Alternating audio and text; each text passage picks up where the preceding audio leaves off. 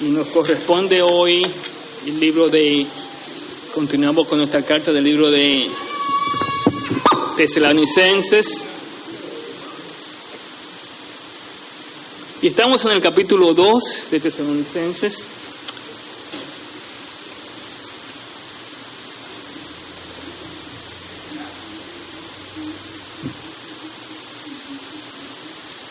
Y antes pues de pasar al mensaje, vamos a tener un tiempo de oración presentando al Señor el mensaje de hoy.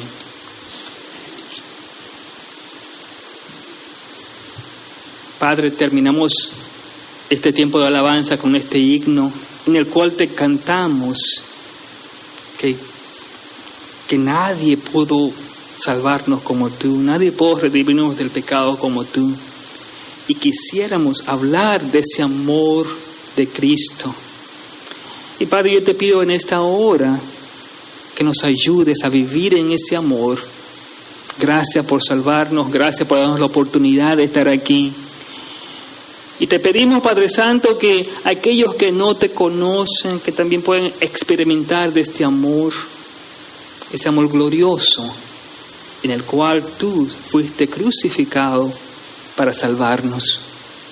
Señor, gracias por los himnos que hemos podido cantar, gracias por cada hermana, cada hermano aquí presente, gracias por los niños que nos trae, gracias por sus clases, y te pedimos que nos guíes en el mensaje de hoy, que nos hables, Padre Santo, que las palabras que salgan de mi boca, como la meditación en cada corazón, sean para tu gloria. En el nombre de Jesús, amén. Lo que han estado aquí, hemos estado estudiando el libro de Primera de Tesalonicenses, y yo quiero hacer un resumen del libro, de la carta de Pablo, los mensajes anteriores que hemos tratado, y comienzo con el mapa de Pablo, ese segundo viaje misionero de Pablo, y nos vamos a concentrar en la parte rosada del mapa.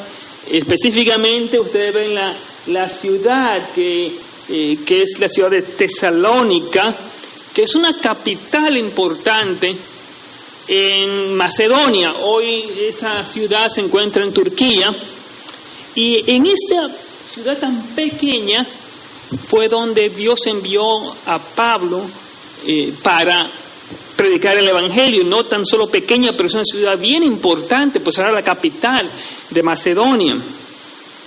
Y había muchos paganos. Pablo fue a las sinagogas para predicar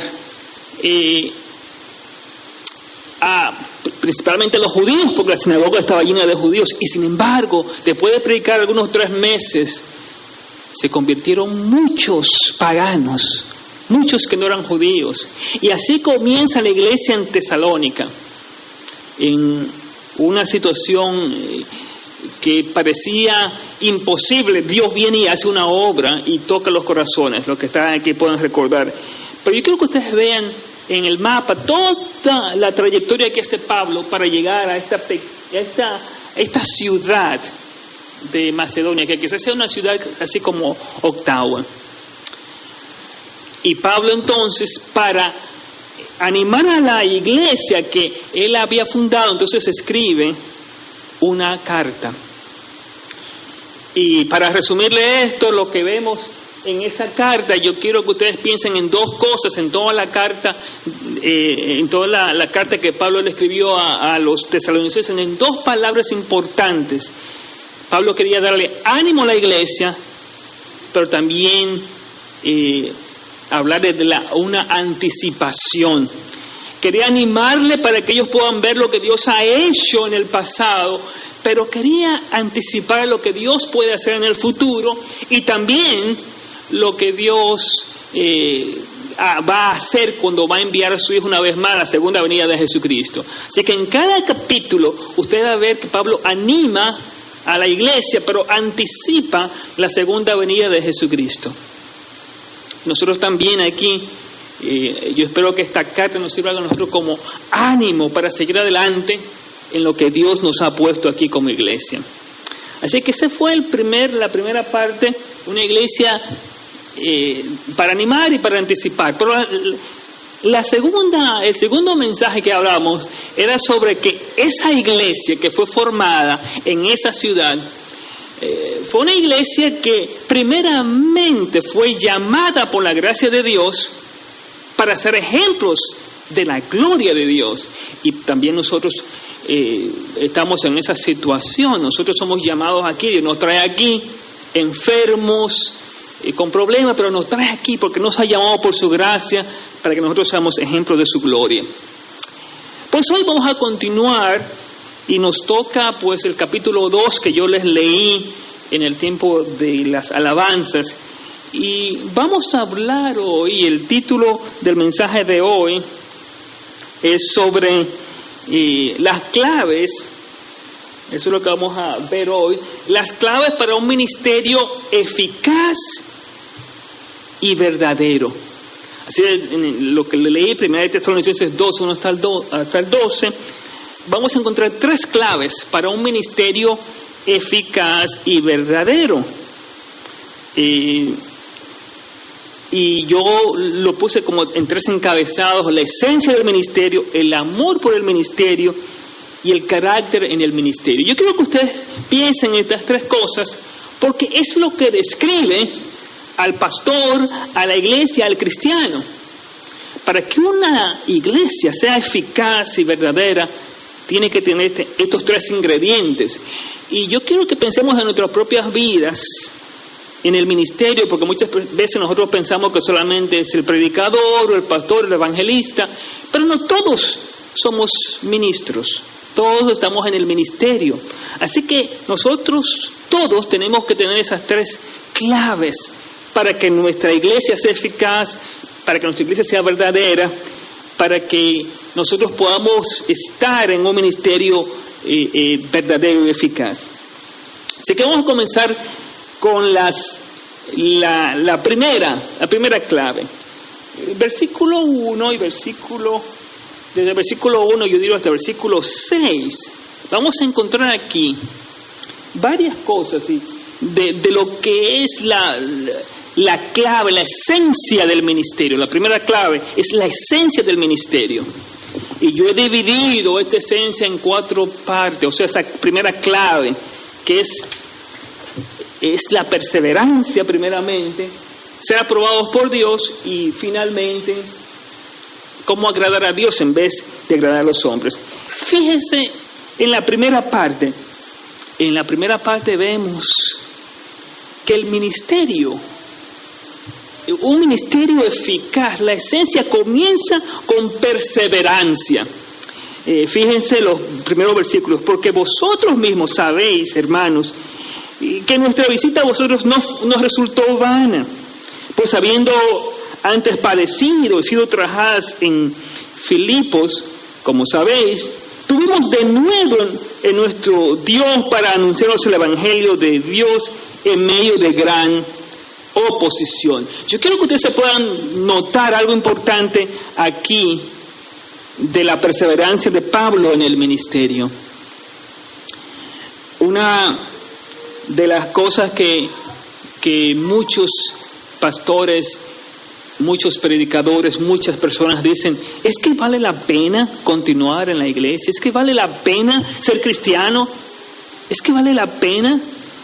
Pablo comienza diciendo que el trabajo, que el ministerio, la visita que él hizo, el trabajo que él hizo, no es en vano.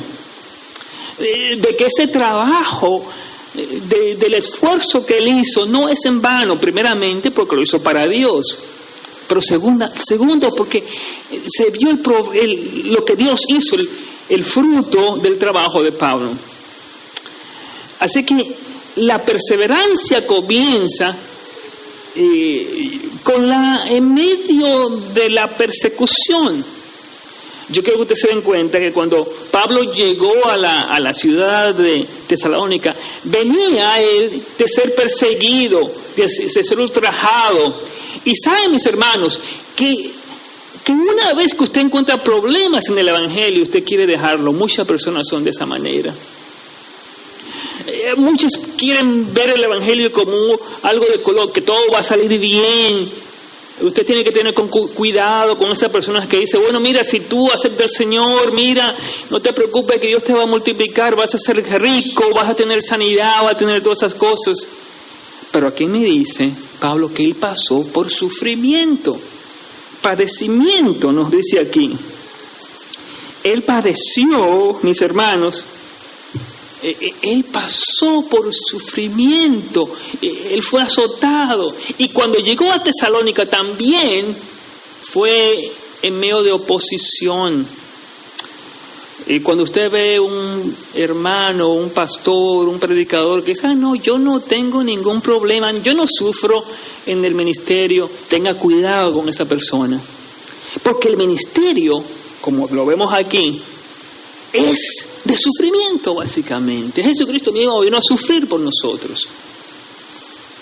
Uno tiene que tomar la cruz, uno tiene que negarse a sí mismo.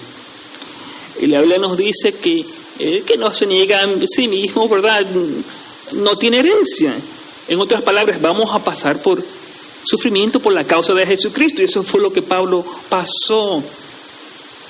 Muchos predicadores, Dios los ha llamado, mis hermanos, nos ha llamado y podríamos tener otro tipo de trabajo, o podríamos ser ricos en otros lugares, con la educación, con la habilidad, pero Dios nos llama a dedicar nuestras vidas a Él en sufrimiento.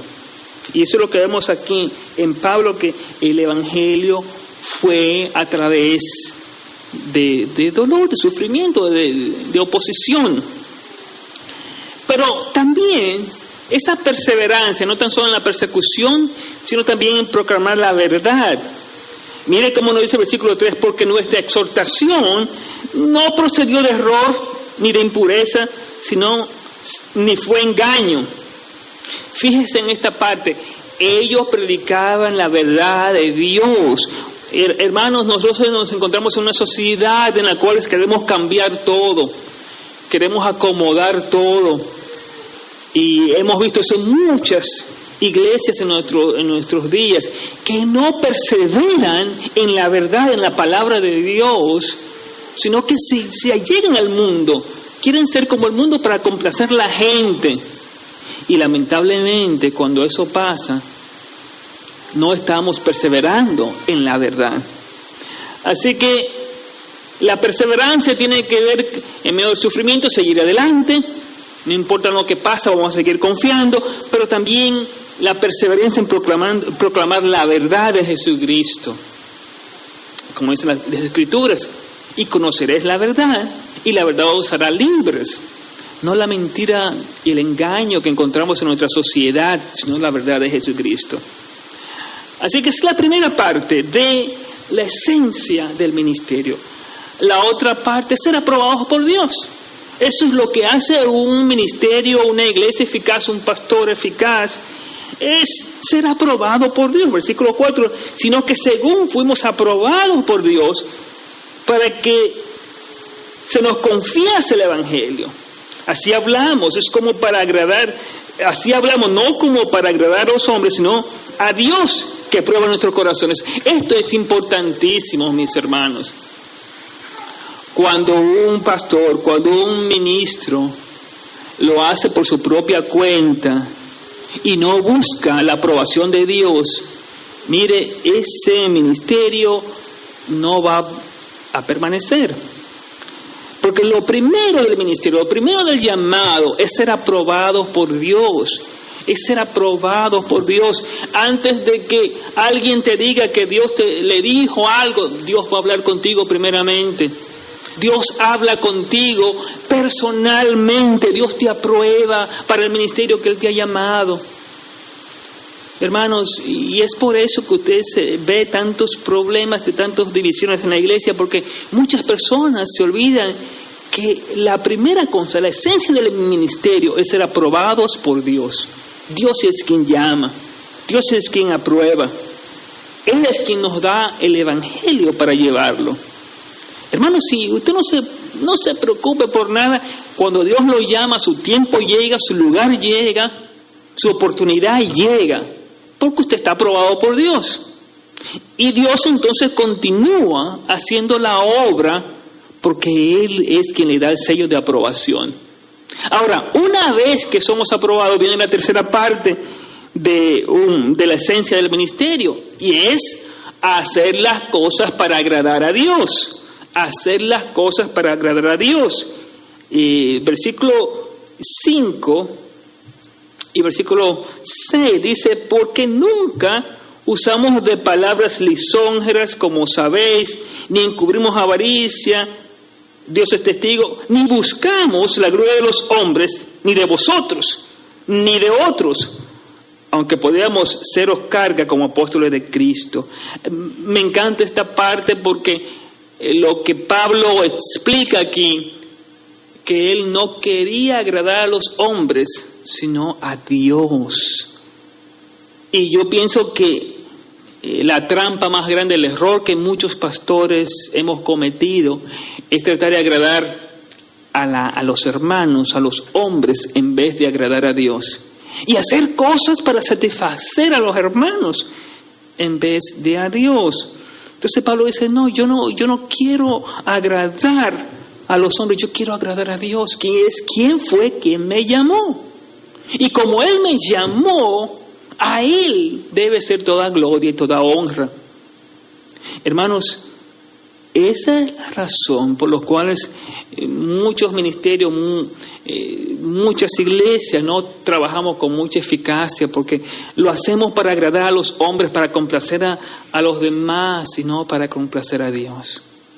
Así que la esencia, y ahí vemos varios puntos de la esencia del ministerio: perseverancia, aprobación por Dios y agradar a Dios. Entonces Pablo explica, esa es la razón, la primera clave del éxito, de la eficacia del ministerio. Ahora, hay una segunda cosa importante del ministerio, ya hablamos de la esencia, pero ahora viene el amor, una parte bien importante del ministerio que vamos a explicar en los siguientes versículos. La segunda parte es el amor por el ministerio. A mí me encanta cómo Pablo explica eso en el versículo 7, versículo 8. Escuchen lo que dice: antes fuimos tiernos entre vosotros, como la nodriza que cuida con ternura a sus propios hijos. Tan grande nuestro afecto por vosotros, que hubiéramos querido entregaros no solo el Evangelio de Dios, sino también nuestras propias vidas, porque habéis llegado a sernos muy queridos. Mire, yo quiero que prestes atención en estos ejemplos de amor que Pablo pues expone en estos versículos. El amor de una madre, el amor, la ternura de una madre. Muchos de ustedes son madres aquí y ustedes saben la ternura, el amor que usted siente por sus hijos. Pablo está diciendo aquí que el amor por el ministerio fue tan grande que fue como el amor que una madre tiene por sus hijos. A mí me da risa cuando se celebra el Día de la Madre y el Día del Padre. Y como ustedes se dan cuenta, el Día de la Madre es algo grande. Las personas pasan mucho tiempo comprando cosas para sus madres, porque a veces los padres no somos tan, ¿cómo se dice? No tenemos tantas emociones, no tenemos tanta ternura. Yo creo que el 90-95% de los padres no tienen esa ternura que tienen las madres. Es algo tan natural que las madres tienen para sus hijos. Ese amor maternal es tan hermoso. Y aquellos que no lo han tenido, ustedes saben cuán difícil es no tener ese amor de una madre. Pero las madres que están aquí, ellos saben. A veces yo veo a cada uno de ustedes, ¿verdad? Yo veo, por ejemplo, a Marcela, ahí está él con Lian, con su paciencia ahí todo el tiempo, ¿verdad? Veo a Irma con la paciencia, ¿verdad? Con Denhar y todo eso. Pero ustedes ven ese gran amor que hay que debe haber, ¿verdad?, de los hijos, de la madre a los hijos. Es tan maravilloso ver eso, esa ternura, ese gran amor que sienten. Los padres no somos de esa manera. Y Pablo está hablando de ese gran amor, esa gran ternura. Hoy, como le digo, veo a mi hermana Zoila con todas sus hijas y sus hijos y sus nietos. Cada una de ustedes, mi hermana Alba, veo a Consuelo, veo a Alicia, veo a cada una de ustedes. Aquí veo a Juliana, veo a mi hermana Hilda, cada uno de ustedes, ese amor tan hermoso que tienen para sus hijos. Yo estoy preguntando de ese amor, de esa ternura tan grande que Él tiene por la iglesia. Entonces, una de las esencias es que lo que hacemos en la iglesia es por ese amor. Llegamos a la iglesia por amor. Hacemos lo que hacemos por amor, hermanos. Y si usted ve un pastor que no muestra ese amor, entonces tiene problemas. Un amor no tan solo maternal, pero un amor de sacrificios. Ese es el segundo amor que Pablo expresa en el versículo 8. Él dice que él estaba dispuesto a dar hasta su vida. Imagínense, un amor de sacrificio, sacrificial. Estaba dispuesto a dar su vida por los hermanos de la iglesia. ¿Cuántos de ustedes pueden decir eso? ¿Cuántos de ustedes pueden dar su vida por sus hermanos? Y esto es lo que Pablo está aquí expresando, que es un ministerio eficaz. Y hermanos, y esa es una de las razones por la iglesia se mantiene, por el amor de cada uno de los hermanos, un amor de sacrificio, un amor maternal. Finalmente, un ministerio eficaz, la última clave para un ministerio eficaz en el cual Pablo expresa aquí, tiene que ver con el carácter. Y con esto vamos a terminar. El carácter. Hermanos, el carácter tiene que ver con nuestra conducta delante de los demás. Nuestra conducta. Y comenzando en el versículo 9, Pablo nos dice que el carácter comienza con trabajo. Escuchen, versículo 9. Porque os acordáis, hermanos, de nuestro trabajo y fatiga, como trabajando de noche y de día para no ser gravosos a ninguno de vosotros, os predicamos el Evangelio. Aquí vemos un carácter trabajador que Pablo tenía, un carácter en el cual daba el todo por su trabajo, especialmente el trabajo en el ministerio. La gente veía cómo Pablo estaba haciendo la obra. Él veía a Pablo trabajando, predicando. El carácter de Pablo era primeramente laboral, él trabajaba. El último himno que vamos a cantar eso, yo quiero trabajar por el Señor. Y Pablo mostraba aquí un anhelo por su trabajo. La segunda cosa que vemos de ese carácter de Pablo era que una conducta que era santa, era justa e irreprensible. El versículo 11... El versículo 10 nos dice que eso es lo que Pablo estaba enseñando, estaba viviendo una vida santa. Hermanos, muy a menudo nosotros tenemos en las iglesias, en los ministerios, personas que son muy amorosas, o tenemos personas que son muy perseverantes, pero cuando llega la tercera parte, el carácter, no son deseables. Lamentablemente, la conducta no es santa, la conducta no es trabajadora. Entonces, cuando ese mal carácter hace que la iglesia sea como empañada por el carácter de la persona. ¿Cuántos de ustedes han conocido predicadores que han estado predicando una cosa y viviendo la otra? O sea, su carácter no es reflejado a Jesucristo. Aquí Pablo nos dice que el carácter, cómo nosotros vivimos, nuestra conducta, mire cómo dice, debe ser santa, debe ser justa, irreprensible.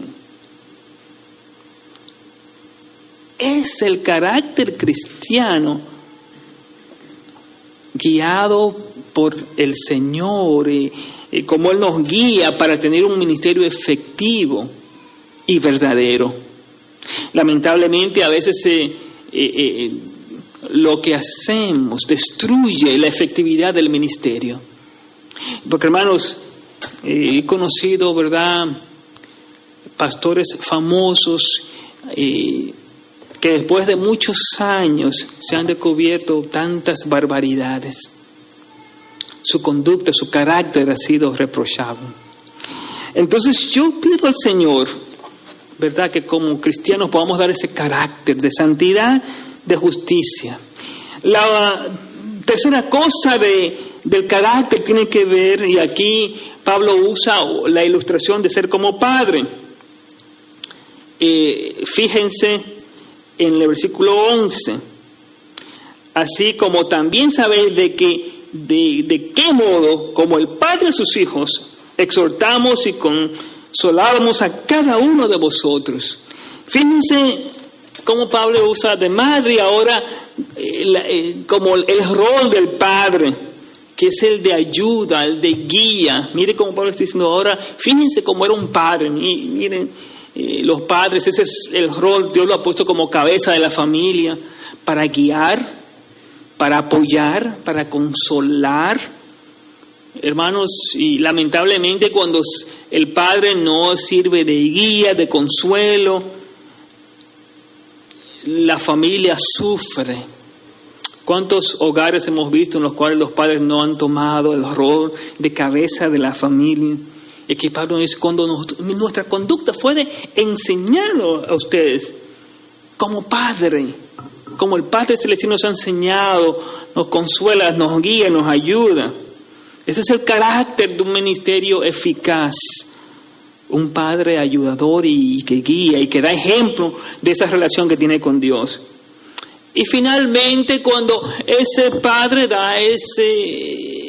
ese cristiano da ese ejemplo como padre, entonces nos enseña entonces a andar en la dignidad del llamado de Jesucristo. El carácter de andar en la dignidad del Evangelio en la cual fuimos llamados. Yo quiero terminar con este versículo, con este último versículo, porque Pablo le dice en el versículo 12, termina diciendo, y os encargábamos que anduvieses como es digno de Dios, que os llamó a su reino y gloria. Que andemos de acuerdo a ese llamado de Dios. Entonces, el carácter en trabajo, en conducta, en ser padre como guía y ayuda, pero andar en la dignidad del Evangelio. Entonces, a través de la esencia, la primera clave de un ministerio eficaz, la esencia, el amor y el carácter, es lo que Dios nos llama a nuestra iglesia, lo que llamó a la iglesia de Tesalónica, lo que llama a cada cristiano. Y yo quiero que usted se examine en estas tres claves. Y yo también quiero examinarme. Y quiero decirle al Señor, Señor, ¿cuáles de esas tres claves me hace falta? Quizás no tengo el amor que Pablo expresa aquí, o tal vez me hace falta más la perseverancia, no quejarme en medio del sufrimiento, sino decir, Señor, ayúdame en medio del sufrimiento para ver tu gloria. O tal vez sea mi carácter, que es una parte bien importante del ministerio. Cuando ministramos, mis hermanos, a los que no conocen de Jesucristo, tenemos que pensar en esas tres cosas. Las tres claves para un ministerio eficaz y verdadero en este mundo. Queremos trabajar para Dios, pero tenemos que pedirle al Señor que nuestro ministerio sea de esa manera, un ministerio eficaz en el cual nosotros podamos perseverar, podamos nosotros en tu gracia, en su gracia, vivir en ese amor por la iglesia y por los que se pierden, pero tener un carácter, el carácter de Cristo. Santidad, trabajo y andar en esa dignidad del Evangelio en la cual fuimos llamados. Vamos a orar por nuestra iglesia, que nos ayude Dios a trabajar en su viña, y mientras la iglesia batalla en medio de la oposición, que nosotros podamos perseverar y trabajar, que podamos amar y trabajar, que podamos nosotros con todo nuestro corazón tener un carácter de Cristo. Tengamos un tiempo de oración. Padre Santo, oh Dios, como la iglesia